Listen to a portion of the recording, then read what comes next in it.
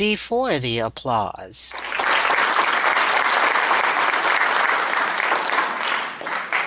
Before the headlines.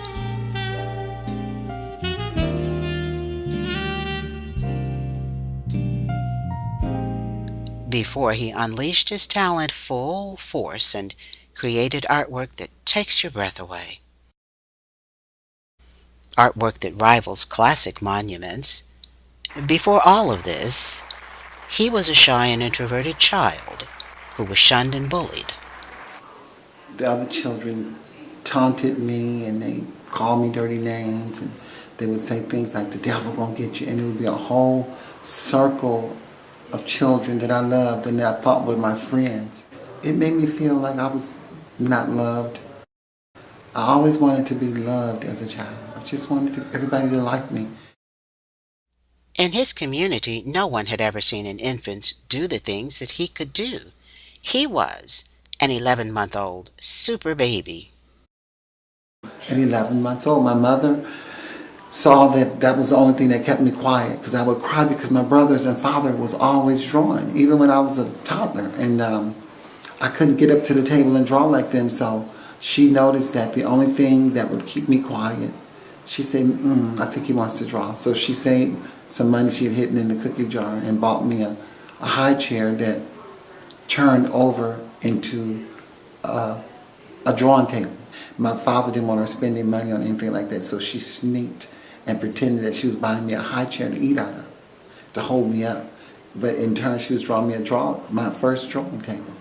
And I started drawing, and she said she never had a peep out of me after that. As he became a toddler and advanced to kindergarten, his talent continued to blossom, but to other children, he was strange, weird. So I felt rejected because in the neighborhood I was different. Alone with no friends, he channeled his emotions into his art. He created these characters with these fascinating eyes.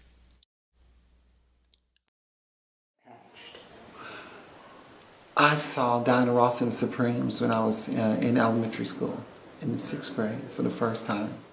Diana Ross's eyes were so big, I just started creating little characters out of them. Because you have to remember now, back in those days, your parents didn't talk to you, they just beat you for whatever reason. And I was always the one who got the most beatings, who got the most punishments. Sometimes I would be on punishment for literally 2-3 months in the summer, which means I never got a chance to go outside. So I learned to divert that energy whenever Mama would come home with groceries, or especially the meat that was wrapped in the white butcher paper. I would learn to draw, and I would draw on every inch of it. I started doing these big Donnie characters when I was about 11 years old, and they were escapism for me. They became my friends. As I created them more and more, the more real they became, the more personal they became, the more they began to speak back to me. I know it sounds crazy, but that's what I lived through, because I lived in such a turmoil environment. But by the time I was 13, I did this one, and this is one of my favorites. Originally from Pittsburgh, California, he and his siblings lived with their parents in housing projects. In his teen years, Ronald left home to explore the world. He dabbled in modeling, acting, and singing, but always returned to his first love, art. As an emerging artist, he connected with Motown and orbited among a galaxy of stars. I saw all of them. Diana Ross, Billy Dee Williams, Face to Face, Smokey, Stevie Wonder, Marvin Gaye, Berry Gordy himself, Hazel, all the Jackson 5. Michael was a clown. He was a comical genius. He could have been a comedian if he had not been so good of a dancer and singer and entertainer. Michael liked to play practical jokes. The first day I met him, we were at the studio. I was delivering a painting for Frank Wilson, one of the great producers at Motown. This did a painting of his son. So I was delivering a painting, and Joe Jackson happened to be at the studio. And Joe Jackson saw me delivering the painting to Frank. And he said, "Hey, Ron, come in here. My boys are here recording." And I said, "The Jackson 5? He said, "Yeah, it's my boys. I want you to meet them." And he introduced them to me one by one. And Michael was the last one to come out of the recording studio, out of the sound room, booth. And he took his earphones off and came in and he saw my work and he was impressed. And he said, "You got to teach me how to do this." He said, "We saw your work on TV." I had won a contest in Hollywood called Someone Who Cares. And they highlighted my artwork. And Michael said, "We saw your artwork, but we didn't get a chance to see you. And we thought you were a 53-year-old white man." And he looked with big eyes and he said, "You're young like us and you're black." He said, "You gotta teach me lessons. I gotta learn how to do this artwork. You gotta teach me." He said, "I've always wanted to be an artist. Please, please, please." I said, "Michael, I can't teach you art lessons because it's not your house. Where am I gonna teach you at? You're a kid like me, you're just a teenager." And he said, "You could come teach me." I said, "No, no, no, no, no." So he kept calling me, and after around the 5th time, when he called me, I said, "He's serious." So I went up, and Joe and Catherine relented and let me start teaching Michael art lessons. This chapter of his life was the best of times and also the worst. There was the bliss of Motown, followed by hell on earth. He left Hollywood and returned to his hometown where cruel people in his neighborhood did despicable things to him. They would come in my apartment and take things out and come and cook food. They'd burn me in the arm with the pots and just do horrific things. But I was used to abuse. I was always getting beat up in the neighborhood and where I grew up in. And brothers would beat me up, just make me tough. They didn't like me being timid. I just got punched around a lot with the kids in the neighborhood. And my mother and father beat me a lot. So I was used to getting beat, so I thought I was a punching bag for everybody. I just felt like that's what was supposed to happen to me. A tortured man, a struggling artist, in the darkness, teaching became a bright light. And there was this one little boy with a behavior problem who became a blessing in disguise. Because of that little boy, Ronald met an angel. I didn't feel like my family was treating me good, although I don't think they would. They didn't think they were. That was just where we grew up. We were dysfunctional. I was thinking about committing suicide, and so I wasn't telling anybody up until the time I had decided how I was going to end my life and how I was going to take my life. I met an old gentleman from Tuskegee, Alabama. He had a son. I was working at after-school center that I helped to found. And the kid said, "You got to go tell his father that he's acting bad because he's bad." And this old man saw me instantly and said, "I'm going to be your dad. You need a father. You need a father figure. I'm going to be that figure." So from that moment on, he said, "I want you to take my son, and he's going to live with you, and I want you to help me raise him." And I took Art. His name was Art. I took him in under my wing. And he loved me like a little brother, and he protected me. He was crazy, bold, real bold, like an old soul. His father was 65 or close to 70 when I met him, and Art was about 8. So my attention went off of me and went on to him. So I wanted to help educate him and give him a different type of life. But his father would come over and pay my bills because I wasn't thinking about paying bills. I was still contemplating suicide. And I kind of got better. And I started creating again, and I was in the kitchen painting. I always painted in my kitchen. And Pops came over. I called him Pops. His name was Chester McAfee. And he came over, and he said, "I just paid the rent for your son and your light bill," he said. "And we got to get the phone bill paid." I said, "Yeah." So he said, "I'm going to pay the phone bill today." And he said, "What you doing?" I said, "I'm in the kitchen drawing." So he came in the kitchen and saw me painting, and it just blew him away. He said, "You got this kind of talent? I got a son that could paint. You're an artist." And he said, "Wow." And so that began my relationship with getting enough nerve to go back to Hollywood and reacquaint myself with the stars and stuff like Michael. He really helped me get to where I am today.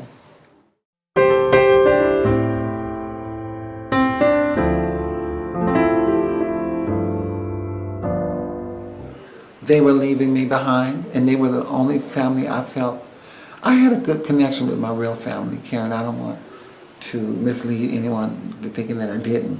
We were dysfunctional like most families in the 60s and 70s. But this man and his family brought so much more love to me. They paid attention to what I was doing. And he paid a lot of detail to who I was, and he took care of me. And when he said he was coming to visit, on a visit to Tuskegee, where his family was from, the Macon County, I said, "You're not leaving me." I had a T-shirt on and some blue jeans and some tennis shoes, some sneakers at the time. And it was in '86, and I got in the car with him, and I came to Alabama, and I fell in love with him. Just That abrupt trip to Tuskegee was in 1986, meaning as of 2016, it's been 30 years. no, it seems like yesterday. You know, they're both gone. Pops and Art, they're both gone. They're going on to heaven, and I miss them. But Tuskegee still reminds me so much of them, and I have a kinship here because of them. That family became his new family, and he adopted their hometown as his new home.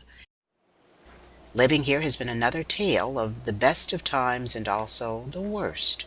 One night, his house on the lake became a house of horrors.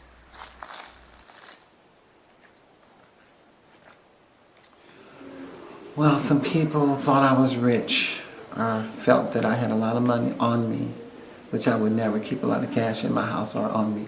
And they came in to rob me, and they came in to harm me. I kept calling the police department, and nobody, and the dispatcher at the time told me that there was only 2 police on duty, and there was nothing she could do, and she hung the phone up in my face. By the time the gunman had gotten in, and I had gotten out of the house and broke my arm, sculpting arm, my right arm in 3 places when I slipped off the second floor balcony in a rainstorm. Didn't have any clothes on except some Levi's and a T-shirt. And I ran through the lake, around the lake area, until I went to a house and got some help and called police.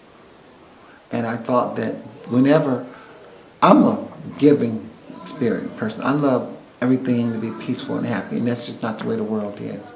So because that bad experience happened to me, I never want to even live in Tuskegee again. But at times I move back, and at times I get out, but I'm never going back over there again, near the lake where the house is, because there's too many bad memories. An artist of his magnitude is a gift to the world, and he travels extensively accommodating clients. Former Birmingham Mayor Richard Arrington commissioned Ronald to sculpt a statue that would memorialize the civil rights foot soldiers. Basically, it's telling the story through art, and that's what makes it such a blessing. And it gives the history of what happened, and so it is amazing.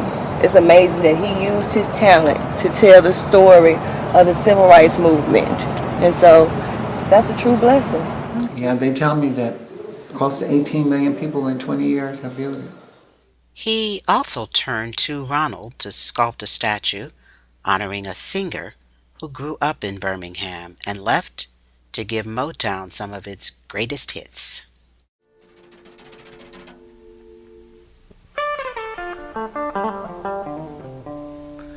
Can I have a talk with you? Eddie Kendricks has been a big part of Ronald's life at various stages. He encountered Eddie at Motown. Well, I knew the Temptations. I had ran into them. I didn't know them personally, but I ran into them several times before I did the statues. And Eddie Kendricks was the first famous person who stopped and took the time to tell me that I was a great artist. And long before that, as a teenager, he emulated the star at talent shows. Ooh.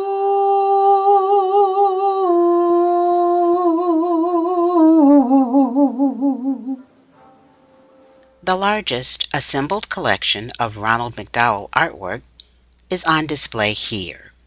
Tourists from everywhere visit this place to connect with Alabama's musical treasures.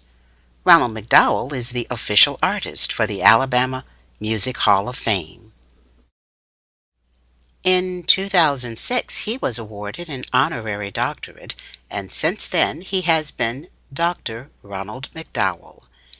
He has captured on canvas the most iconic celebrities in the world, and he gets just as much joy when he paints or draws everyday people. If you think he's bitter from all the pain, wrong. And if you think he's big-headed from all the praise, wrong again. He's the nicest guy with the kindest heart, and he wants all children to have what he missed as a child: acceptance, approval, encouragement. Recently, he was a special instructor assigned to 2 classrooms. In this class, he used numbers to inspire creativity. And in this class, geometric shapes. Now I want you to come in the middle and do the same thing. Triangle first. This 7 morphed into this. 100 morphed into a cartoon character. And this elaborate art started as the number 12. He was part of a teaching unit that integrated math and art into curriculum for 7th and 8th grade students attending middle school in Tuskegee. I actually enjoy this art class because he talks to us more about art. He tells us about life lessons. He teaches us how to draw. No matter how bad we draw, he tells us there's no mistakes in his art class. He teaches us like everything we need to know. And it's a once in a lifetime experience.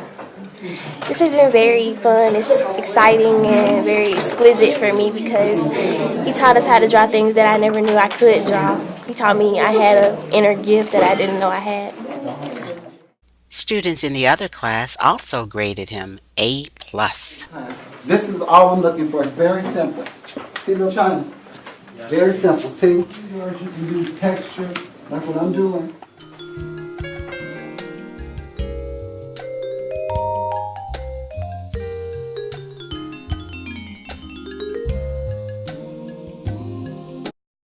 It has meant a whole lot to me that Mr. McDowell would come and spend time with us to teach us his art and make us and help us improve. Because the first time I seen something he drew in sculptures and stuff, I was like, wow. It like really blew my mind. And I was really thinking about taking art because there's many careers out there that you could actually do to achieve something in life with drawing. I think that every child who's born in the world, because they come from God, and God was the first artist and the greatest artist, he instills a little bit of that art that comes through him to every child.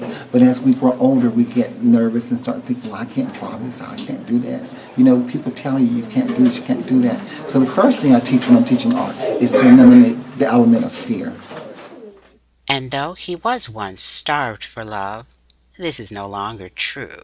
He has genuine friends, ardent admirers, and great relationships with his sisters and brothers. And my family embraced me as I got older. And when they saw that I was serious, they began to get more serious. And when Michael Jackson called me and asked me to help him with some work on Thriller, then it changed everything.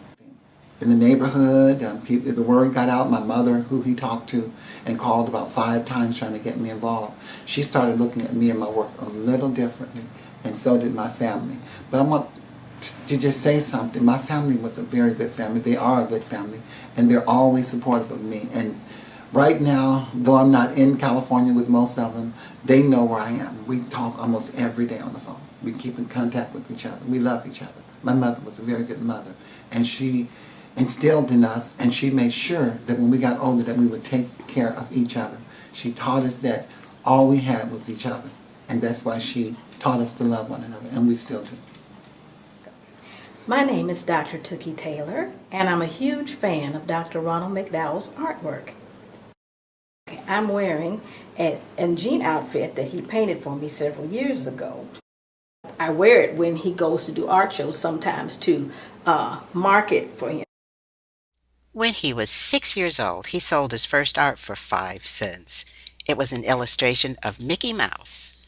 Today, he is a master with phenomenal skills, invited to teach art at prestigious Tuskegee University.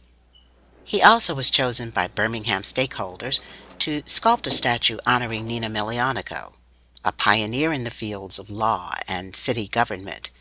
Miss Nina also was a champion for civil rights. And in Montgomery, where Dr. Martin Luther King led a ministry and a movement, there is no statue of Dr. King. But there will be a magnificent statue honoring this civil rights leader after Ronald McDowell moves from sketch to sculpting. I believe Dr. McDowell is not only well suited, he is the only person suited in my mind at this time for one, the gift that the Lord has blessed him with. I know Dr. McDowell personally, and I'm very honored to know him because not only does he have a gift, he's the one who freely uses his gift. And you can feel the compassion and the passion he has in utilizing his gift. I'm excited about that because oftentimes you can tell a store-bought cake from a homemade cake. I believe we're going to get a homemade cake when it comes to what he's doing because he's going to put a lot of love in it, and he has the gift to do it. And I've often heard people say, I've got the gift and I've got to use it. Well, he's one of those persons who has that gift, and not only does he have to use it, he has been using it for a long time. He's a very gifted person, and I can see in his spirit he's a very loving person, and he would give to a project such as this the passion necessary in order to make sure that we do it right. The statue will stand at the Legacy Center near Dexter Avenue King Memorial Baptist Church, which is close to the state capitol in Montgomery. And what better place to place this memorial than in front of a place where there was a movement back during that time, and now we're moving toward something that we call the Forward March movement. As an artist, he's right up there with the very best. His pencil illustrations are incredibly lifelike. His portraits are museum quality. His whimsical artworks have a style that's pure Ronald McDowell. His montages blend multiple images into a single painting. He uses brushes, paints, and palettes to tell complex stories on canvas. His abstract art is also amazing. He designs commemorative coins, and with his busts and statues, he ensures that sacred history is preserved forever. Hard to believe he started life in poverty and despair and has come this far. He's a national treasure with a stunning body of work that commands attention and has earned for him respect. You know, when I was coming up, I had offers to sing for record companies. I had offers to model, offers to act. But I thought that art was so important in the African American community that I was willing to sacrifice all my other talents that God had endowed me with for the arts, for the visual arts, for the paintings, the sculpturings, the visual arts, as I said. And I would want everyone to know that art is important because it tells a story of who we are, and it tells a story of who I am, and it tells that story for time indefinite because people treasure art. I treasure art. I love other artists' work. It inspires me still today. And I made those sacrifices for that reason, that I wanted my art to be the most important thing in the legacy that I can leave behind. Once I'm no longer here on earth, once that I've transpired to another realm or another place that God has for me, I hope that one day that young people all over the world will embrace African American artists such as myself, just as they have other artists such as Michelangelo, Leonardo da Vinci, Salvador Dali, Picasso, Renoir, Rembrandt, and Vincent van Gogh. And when I say these names, everybody in the world know them. But when you mention people like Romare Bearden, or you mention Sergeant Johnson, or you mention Jacob Lawrence, my students that I teach have no idea of who these artists are. Of course they're African American artists. I hope that with my work, that people will look at the work that the artists are doing, the contemporary artists that are doing in my day and age, and say these were artists also, and they were great artists. And I hope that my artwork leaves a legacy for people to understand who I was and who the people around me were, and what affected my life and my culture, and helped to shape me as the artist that I have become. And I hope that young people remember that it's not what you gain from the world, it's what you give the world that really counts.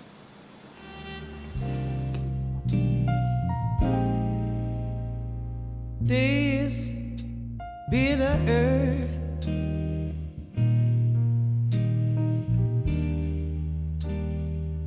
Well, what fruit it bears